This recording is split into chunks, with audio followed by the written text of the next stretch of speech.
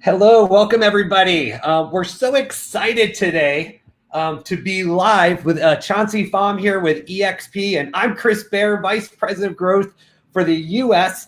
And today we're going to be talking to Chauncey about a little bit about her real estate background, how she got into it, and what's happening now. So, Chauncey, thank you so much for being a part of this show today. How are you? I'm doing awesome, and thank you so much for having me on. Just everything about eXp right now is exploding. It's amazing, and so very, very honored for you guys to have me on for this new series we're doing.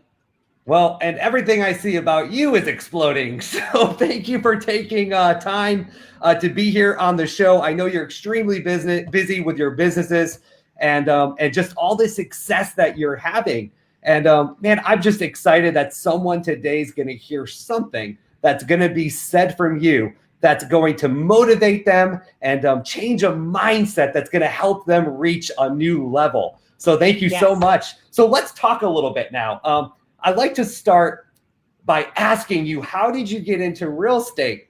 Typically, when I talk to agents, there's a motivating reason why. There was a life event that happened or something that pushed them to said, I need to do something. I need to do it now. Do you have a story like that, or can you share with us why real estate? Yes, yes. That's the $1 million question that everyone always asks. And I don't have some romantic story. It wasn't something life changing that happened and I had to get into it. I'll be real honest with you. It was because every agent that I worked with for my own personal transaction sucked. I mean, that is the honest to God truth. My husband and I, instead of having a wedding, in lieu of having a wedding, we decided to back in 2011 when we got married to apply for a home loan, right, to buy a house. And we end up building a house. And a year and a half later, I got pregnant. The house was an entertainer's house, not quite good for children. So we decided to sell it. We sold it, made great money, bought another house. That realtor, horrible experience. Did it again a year and a half later. Another horrible experience. Did it again. And so literally this was just happening over and over. So we inadvertently kind of became flippers of our primary residences. And every transaction was dreadful. Like, I mean, like claw your eyeballs out, dreadful. And I said, if I'm doing what it takes to carry these transactions to the closing table anyway, why don't I just get my real estate license in case we continue to do this? And then we can save a little bit of money. I'll facilitate the sales like I have been anyway, and we can move on. At that point, I worked in marketing. I was an account executive for a marketing firm. I loved my job. I got to work from home. I got to be creative. It was actually a really cool gig, and I've been doing it for years. So when I got my real estate license, it was actually just for the purpose of me selling our houses and not dealing with horrible realtors anymore. And it just, blossomed into something totally different. Selling houses. I love it. Yeah, absolutely. Right. Yeah. So walk me through a little bit about that. Kind of where did you start? Did you start at an independent or a franchise, and then you progressed into starting your own company? Can you walk us through that a little bit? Yeah, so I actually started at a small, like, flat fee brokerage, pretty popular here in Texas. And I mean, they were great, very organized company. It was a good experience. But what I learned pretty quickly was that, and I think a lot of new agents have this false perception of what real estate is, right? Like they look at the brokerage as almost an employer and that they're an employee instead of looking at the brokerage as like a strip center, and you're like a store within that strip center. And so very quickly I realized, like, I'm my own business owner. Everything is up to me in terms of the research and all of that. And I hit the ground running very, very quickly because I understood I was my own business owner. I understood I had to come up with processes. And I had a bunch of other agents that noticed it. They were like, how in the world have you closed 7 or 8 deals like in your first 3 months in the business? Like, what are you doing? And I started kind of, giving them some advice, telling them what I'd done. And I kind of like organically progressed into this leadership role with other agents and mentoring them and coaching them. And I figured, you know what?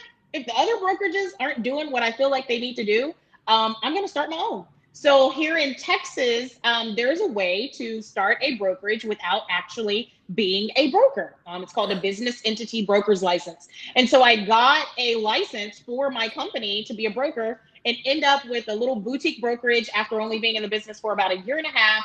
At the peak, I had about 15 agents, and I loved kind of working in that capacity of being a leader and a coach and a mentor and a trainer. And so, my first year in the business, I did pretty good. I closed 31, 32 deals, did right at 7 million in production, but I knew that wasn't it for me. Like I didn't ever just want to be the business. I was very much into building a business. As I was producing, the questions that I was asking weren't necessarily based on, building the systems out for me to produce more. Like I knew how to produce, but it was like, how can I go to the next level and like help these other agents, bring them in with me, help coach, train, mentor them alongside with my production. And so that's kind of where the boutique brokerage idea was born.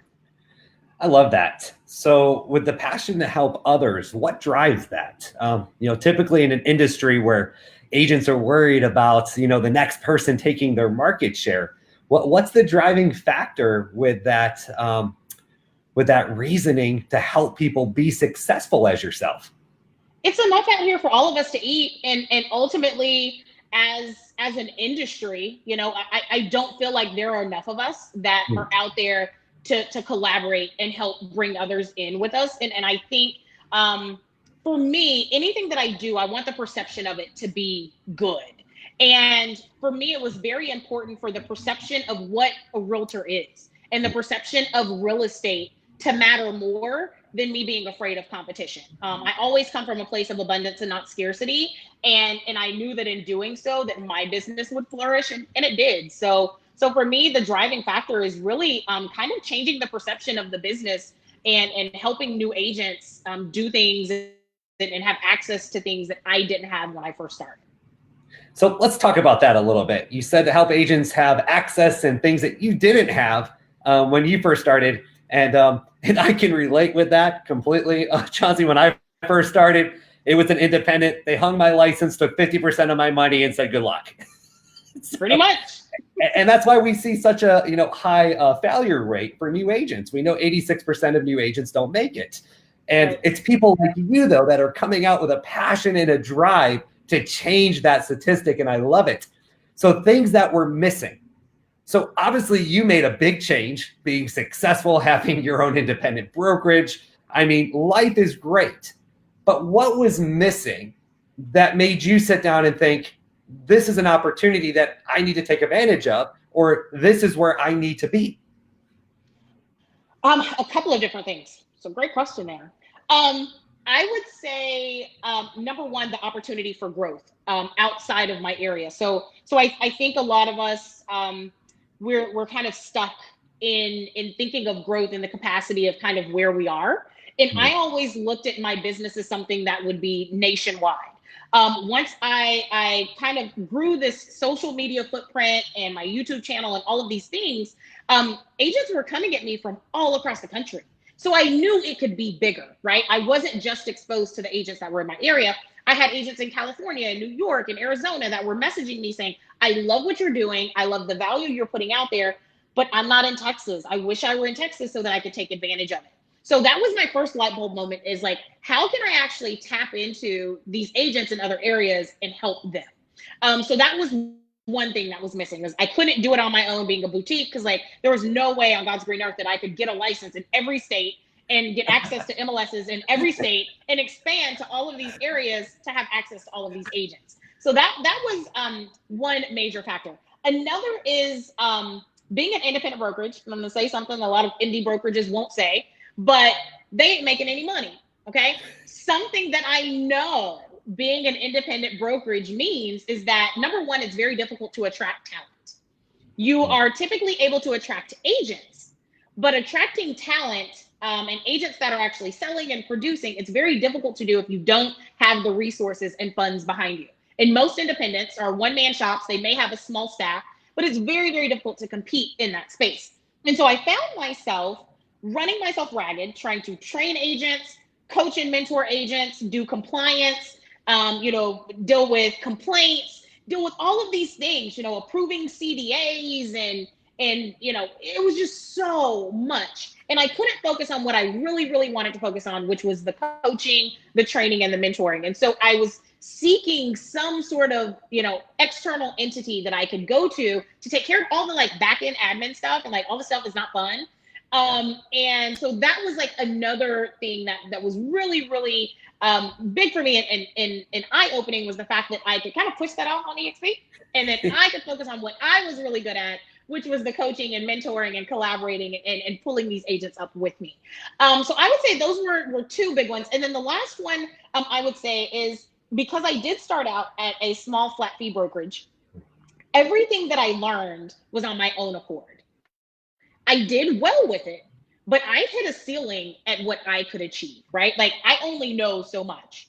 And I wasn't really able to collaborate or work with other agents that had built these like phenomenal businesses. They wouldn't give me time of day in a typical space, because like, why would Joe Blow that's selling $100 million in real estate, like, tell me his trade secrets and open up his playbook for me? Like what would be his incentive? And so I really wanted access, and I wanted collaboration with other heavy hitters in the industry. And so eXp like ultimately sealed the deal, because it worked for all three of those issues.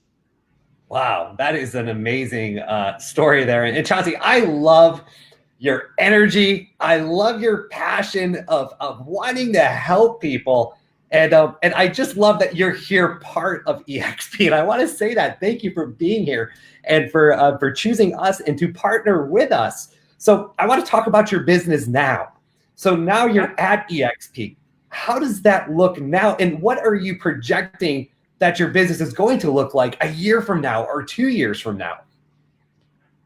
I have no idea. Like my mind is blown right now, because it is far surpassed anything that I thought it would be. So I, have partnered with and aligned with over 124 agents now, in less than a year, in 18 different states, that I'm helping, coach and train and mentor. And I have my own private training groups that I do with them, and I'm really like coaching them, like, guys, like, you can be a producer. But in addition to that, I've tapped into other agents even, that are running phenomenal businesses at eXp, and I'm helping my own production, and I'm helping my own business, right? And I'm making my systems more efficient.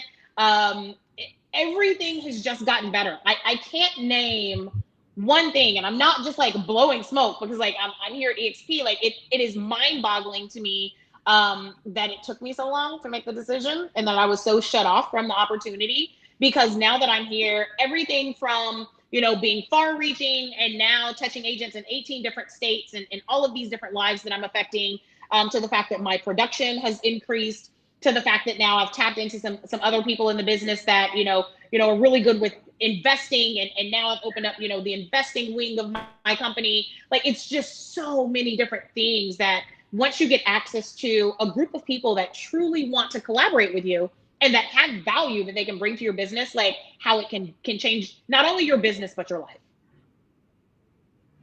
Wow. Well, Chauncey, I want to thank you so much for being here today. And for everybody that's watching this, in the link, in the chat box, I put a link to learn more about Chauncey and her background. Just an amazing article that was published on you by eXp just a few weeks ago. And just speaks so much volume of the person that you are and what you're trying to do in this industry to help so many agents. So thank you for that. Before we leave, though, I want to ask, is there one word or one statement of advice that you would give to any agent out there that's in the sales business right now? Maybe they're trying to get to the next level in their career. Maybe they're just starting. Was there someone that ever gave you advice on something that you just said, man, I live by that now? Is there something you can share with everybody that's watching today that could help them? Yes, actually, there is a little anecdote. I don't even remember where I saw it, but it was a little story or saying. So I'll share this with you, because it is kind of the thought process that I had that opened me up to joining eXp, that has now ultimately changed my business and my life, which was this. If I asked you if you would jump out of a plane right now for $100,000 without a parachute, what would be your answer? 9 out of 10 people would say no. Why the heck would I jump out of a plane without a parachute?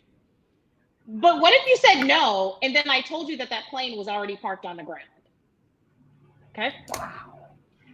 I think that in our minds, we have these preconceived notions of what everything is and what everything is supposed to be.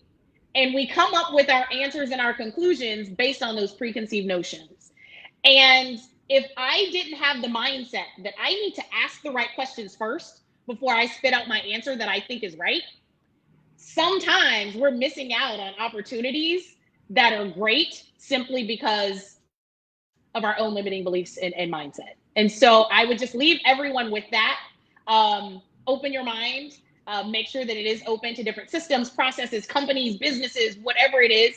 And always just remember before you jump in and answer that question, that plane might be on the ground that you're jumping out of without a parachute, and make sure that you're asking the right questions. Chauncey, thank you so much for being part of this show today. And I know exactly the reason you were on this show is right there changed, if not tens of hundreds, but of thousands of lives right here. Thank you so much for sharing that. And everybody that's watching, please check out the link to learn more about Chauncey. And we'll be doing this every week. So stay tuned for next week where we'll be interviewing another agent here at eXp. And I hope everybody is having a great week. Until next time, I'm Chris Bear. Have a great week. Bye.